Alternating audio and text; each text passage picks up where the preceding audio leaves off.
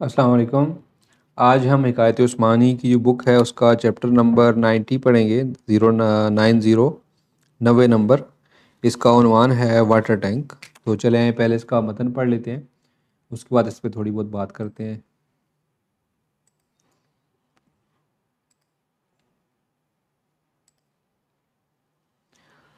तो ये है इसका उन्वान। एक आदमी ने अपना मकान तमीर किया।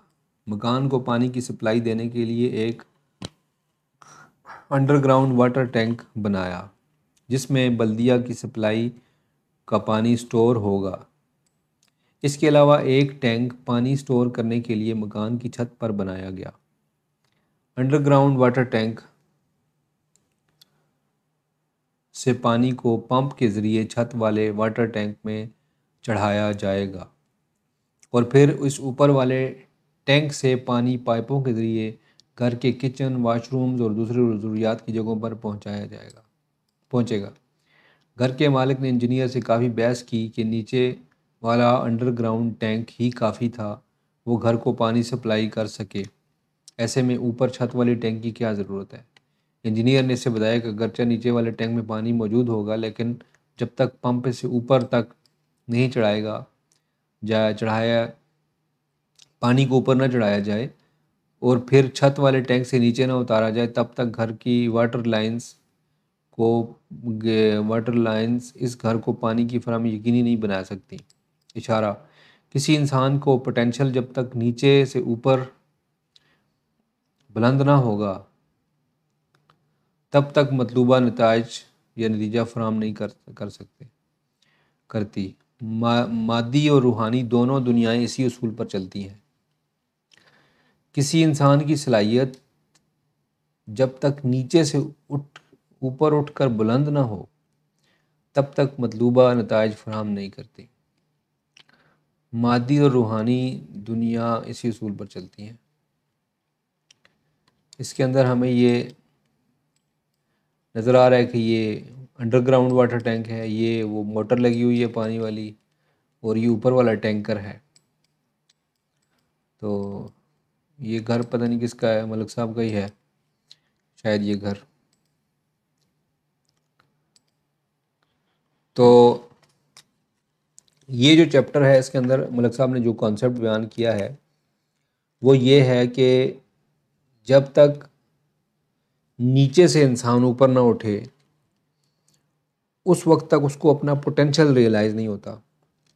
और ये चीज़ हमें नज़र आती है अपनी डे टू डे लाइफ में भी। हम देखते हैं कोई भी इस दुनिया में इस वक्त जो मौजूद हैं, जो बिलियनर्स हैं, जो सबसे अमीर लोग हैं, वो कौन हैं, वो कहाँ से शुरू हुए हैं और कहाँ तक गए हैं। ठीक है, कहाँ से उन्होंने स्टार्ट किया है। उनके पास कोई शुरू में पैसे नहीं थे, उनके पास कोई जज्बा था, सिर्फ अपने जज्बे से, अपने लगन से, अपनी मेहनत से वो नीचे से लेकर ऊपर गए। ये मादी दुनिया की बात है। जहाँ तक रूहानी दुनिया की बात है तो हम जितने भी पैगंबर हम देखते हैं, जितने भी जो रूहानी जो मास्टर्स हैं, स्पिरिचुअल मास्टर्स हैं, उनकी ज़िंदगियों का जायज़ा लें तो उन्होंने किस तरीके से, क्योंकि रूह जो है उसको अपना पोटेंशियल रियलाइज़ करना ही होता है, उसको मुख्तलिफ़ मराहिल से गुज़रना ही होता है। इवन के जो हमारे नबी थे, नबी करीम सल्लल्लाहु अलैहि वसल्लम, उनको मुख्तलिफ़ जंगें लड़ना पड़ी, ग़ज़वात हुए, उनको अपना घर छोड़ना पड़ा, उनको मुख्तलिफ़ मराहिल से गुज़ारा गया, तब जाकर उन्होंने अपना पोटेंशियल रियलाइज़ किया। इवन के जिस तरह मैं हर उसमें बात करता हूँ, हज़रत यूसुफ़ अलैहिस्सलाम जो थे उन्होंने कैसे अपना पोटेंशियल रियलाइज़ किया और कैसे वो उन मराहिल से गुज़रे जहाँ से उनको गुज़ारा गया, आखिर में उनको एक रिवॉर्ड दिया गया। ठीक है, तो अगर इंसान अपना पोटेंशियल रियलाइज़ करे और उस पर स्टेड फास्ट हो जाए, ठीक है, अपना एक विज़न बना ले और फिर उसके ऊपर काम करे और उसके रास्ते में जो भी मुश्किलात आती हैं, जो भी उसके अंदर तकलीफ़ें होती हैं, चैलेंजेस होते हैं, उनके सामने वो खड़ा रहे, भागना नहीं है। ठीक है, लेकिन अपने मकसद से पीछे भी नहीं हटना। मकसद पे फोकस है, रास्ते में चल रहे हैं और कोई मुश्किल आती है, कोई मुसीबत आती है, हमने सब्र करना है बस। ठीक है, जब जब आप सब्र करेंगे, खंदा पेशानी के साथ। और सब्र अगर वो वाला हो, सब्रुन जमील, जिस तरह अपना याकूब अलैहिस्सलाम कहते हैं ना कि सब्रुन जमील, और मैं खूबसूरत जो है सब्र करूँगा, ठीक है। सब्र भी नॉर्मल नहीं, वो वाला। तो वो वाला जब सब्र होता है इंसान के अंदर और इंसान कोशिश करता है, और सब्र देखें दोनों तरफ हुआ। एक तरफ यूसुफ अलैहिस्सलाम सब्र कर रहे थे, वो जेल में से गुजर रहे थे, और बाकी उनकी जो तरबियत हो रही थी, उनके जो बाकी मामलात थे, जिनसी मामलात थे, बाकी जो चीज़ें थी, उनके अंदर उनकी तरबियत हो रही थी ताकि वो जज्बात से आगे निकल जाएं, जज्बात को एक तरफ पीछे छोड़ के, जज्बात को अपने काबू में करके फिर आगे जाएं। जज्बा जो है देखें, जो मेरी अंडरस्टैंडिंग है, जो कि बड़ी एक छोटे लेवल की अंडरस्टैंडिंग है, उसमें ये मुझे आइडिया हुआ है कि जो जज्बा होता है वो बहुत ज़रूरी होता है किसी काम को अंजाम देने के लिए, लेकिन उस जज्बे को काम के दौरान इस्तेमाल किया जाए। जब इंसान फ़ैसला करता है उस टाइम में जज्बे को पीछे रख के फ़ैसला किया जाए, क्योंकि जज्बात में अक्सर गलत फ़ैसले हो जाते हैं। तो एग्जीक्यूशन के दौरान, काम की एग्जीक्यूशन के दौरान जज्बा लाजमी है, कंपैशन और ये चीज़ें बड़ी लाजमी है ताकि एग्जीक्यूट किया जाए, ठीक है। जब भी हम देखते हैं कोई वर्कर्स को काम करवाना होता है या कोई भी इंसान काम करवाता है, तो एक जोशीली तकरीर होती है, खिताब होता है, नारे लगते हैं, स्लोगन्स मतलब है बुलंद किए जाते हैं ताकि एक जज्बा हो, ताकि उसके तहत काम किया जाए। तो एक्सिक्यूशन में जज्बा लाजमी है या ज़रूरी है, ठीक है, उसको जल्दी काम करने के लिए या एक उसको थ्रिल क्रिएट करने के लिए। लेकिन जज्बात से बढ़कर, जज्बात से हटकर इंसान जो है फ़ैसला करे, अक़ली तौर पे, शऊरी तौर पे, रूहानी तौर पे फ़ैसला करे, उसको मैनिफेस्ट करे जज्बात के साथ, ठीक है। और मैं अक्सर अपने बच्चों को भी कहता हूँ कि जो दुआ जब आप मांगते हैं, दुआ जब आप करते हैं, अल्लाह ताला से दुआ मांगते हैं, तो आपको जज्बात के साथ दुआ करनी चाहिए, क्योंकि जज्बात ही जो हैं वो इंसान को, रोना जब आता है, इंसान को जब हंसना आता है या बाकी जितनी भी चीज़ें हैं, वो जज्बात हमें, जज्बात एक एनर्जी है, जिस तरफ वो उसको लेके जाएंगे, जो जो भी उसके अंदर फीलिंग होगी, ठीक है। तो जो फीलिंग होती है वो इंसान जो है कन्वे करता है। अगर एक गाने वाला जो है, एक मुगन्नी जो बंदा है, वो अगर अपने गाने के अंदर जज्बात, जो शायर ने उस, जो शायर क्या करता है कि वो अपने जो जज्बात होते हैं, ख़यालात होते हैं, अपने जज्बात को वो लफ्ज़ों में बंद कर देता है, अपनी फीलिंग्स को लफ्ज़ों में बंद कर देता है। जो गाने वाला है वो उनके अल्फाज के अंदर अपनी फीलिंग्स लेके आता है, और जो साथ में जो ऑर्केस्ट्रा होता है, जो म्यूज़िक बजाने वाले होते हैं, वो उन जज्बात की, उन अल्फाज की और उस शायर की अक्कासी करते हैं और एक ऐसा माहौल बनाते हैं, वाइब्रेशन देते हैं, उसमें गाने वाला अपना इजाफा करता है, तो ओवरऑल एक माहौल बन जाता है। अगर आप कभी गौर करें तो इंसान जब कोई अफसरदा गाना सुनता है तो वो लामहला वो जानते हुए या ना जानते हुए भी एक कैफियत में चला जाता है कि वो उसके ऊपर कैफियत तारी हो जाती है कि वो अफसरदा है, मायूस है और बड़े गमनाक उसमें है, स्टेट में है, हालत में है। और जैसे ही कोई खुशी वाला गाना सुनता है, कोई जॉली वाला, ठीक है, तो वो इंसान के ऊपर इफ़ेक्ट करता है, क्योंकि वो सारी फीलिंग्स होती हैं, और फीलिंग्स से हम दूसरे इंसान की फीलिंग्स भी समझते हैं। मतलब हम लोग फीलिंग वाले जानदार हैं, ठीक है। तो जैसे ही मेरे सामने कोई बंदा आके जज्बात का इज़हार करेगा या मेरे साथ मोहब्बत करेगा या मेरे साथ सपोर्ट करेगा, तो मुझे नज़र आ जाएगा कि यार ये बंदा जो है मुझे अच्छी सपोर्ट दे रहा है, अच्छी वाइब्स दे रहा है, ठीक है। तो इसी तरीके से जब दुआ के अंदर भी हम लोग वो वाइब्स शामिल करेंगे, ठीक है, अल्लाह ताला से मोहब्बत का इज़हार करेंगे या कुछ मांगना है या कुछ भी करना है, ठीक है। हम बच्चे तो अक्सर ये एग्ज़ाम के दिनों में वो दुआएं मांगते हैं, तो ये जो चीज़ है ये बड़ी इम्पॉर्टेंट है, ठीक है।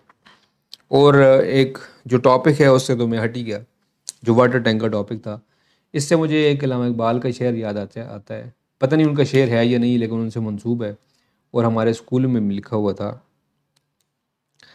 कि मिटा दे अपनी हस्ती को अगर कुछ मर्तबा चाहिए, ठीक है, ये चाहिए है, ये चाहे है।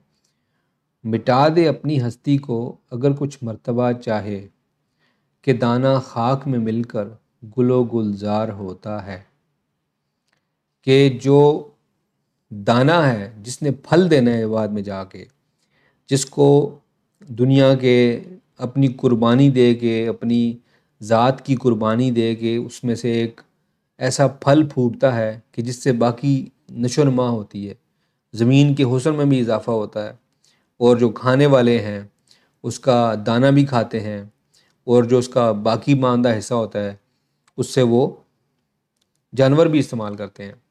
तो एक दाना जो है वो अपनी ज़ात को फना करता है, उससे फिर कितने लोगों को फ़ायदा होता है, जानवर भी, ज़मीन भी, उसको एक नई नई ज़िंदगी मिल जाती है। और एक दाने के फना होने से, अपने आप को ज़मीन में दबाने से, अपनी कुर्बानी देने से, हालांकि वो तो मर रहा होता है लेकिन वो रिज़्क बन रहा होता है दूसरों के लिए, और उसको अल्लाह ताला मल्टीप्लाई कर देता है। और इसी कंसेप्ट के ऊपर मुझे एक कुरान पाक की आयत भी याद आ गई कि वला तकूनु कल्लज़ीना, नहीं मैं गलत आयत पढ़ रहा हूँ, वला तक़ूलू लिमन युक़तलू, नहीं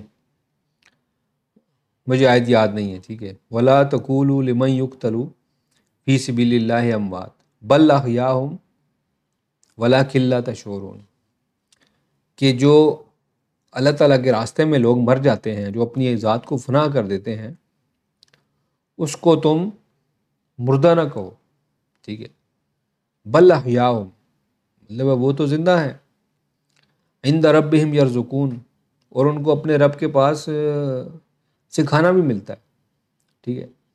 अब खाना कौन सा मिलता है, कैसे ज़िंदा हैं, वो ऐसी ज़िंदा तो नहीं है कि जो दाना एक ज़मीन में जाता है तो वो एक, उसके एक दाने से, एक की कुर्बानी देने से कितने और दाने फूट निकलते हैं। और अगर इस दुनिया में कुछ 100 बंदे या 1000 बंदे ऐसे मिल जाएं कि जो अपनी ज़ात को फना कर दें अल्लाह ताला की मोहब्बत में या जैसे भी, तो फिर उनसे कितनी चेंजेस आएंगी इस दुनिया में, कि दुनिया एक जन्नत बन जाएगी। बहरहाल ये मेरा अपना कॉन्सेप्ट है, देखें क्या होता है। तो बहरहाल ये वीडियो बहुत ज़्यादा लंबी हो गई है, तो अल्लाह ताला से दुआ है कि हमें भी वैसा ही एक दाना बनने की तौफीक अता फरमाए, कि जो अपनी ज़ात को ख़त्म करता है फिर उसकी ज़ात से लोग फ़ायदा उठाते हैं, और वो अपनी ज़ात को फना ही कर देता है, ठीक है, और बग़ैर किसी लालच के, जज्बात के, इन चीज़ों के, ठीक है। ये बड़ा, क्योंकि एक लेयर्स अटैच होती हैं, कोई बंदा क्लेम करता है, उस क्लेम के अंदर बहुत सारी चीज़ें अटैच होती हैं, कि उसकी अपनी शोहरत इन्वॉल्व है, वो अपने आप को बड़ा अल्लामा कहलवाना चाह रहा है, लोगों की नज़रों में अपने आप को बड़ा वो सूफ़ी और बड़ा इस तरह का कहना चाह रहा है, या उसकी अपनी जो अना है, ईगो है, वो बड़ी हो गई है। तो ये बड़ी चीज़ें होती हैं। बहरहाल अल्लाह ताला से दुआ है कि हमें खालसतन एक ऐसी ज़िंदगी गुजारने की तौफीक अता फरमाए जो कि दूसरों के काम आए। हम जैसे भी हो, ज़ुबानी, माली, जिस्मानी तौर पे हम दूसरों के काम आएँ, और ज़िंदगी इसको ऐसे गुजारें ताकि इसका कोई फ़ायदा हो, इस प्लेनेट को फ़ायदा हो, इसके लोगों को फ़ायदा हो, इसके जैसे भी जो भी इंसान हैं, जानवर हैं, सबको हमसे फ़ायदा हो, ठीक है। इस दुआ के साथ हम ख़त्म करते हैं। इंशाल्लाह जो नेक्स्ट चैप्टर है उसको देखेंगे बाद में। अस्सलाम वालेकुम रहमतुल्लाहि व बरकातहू।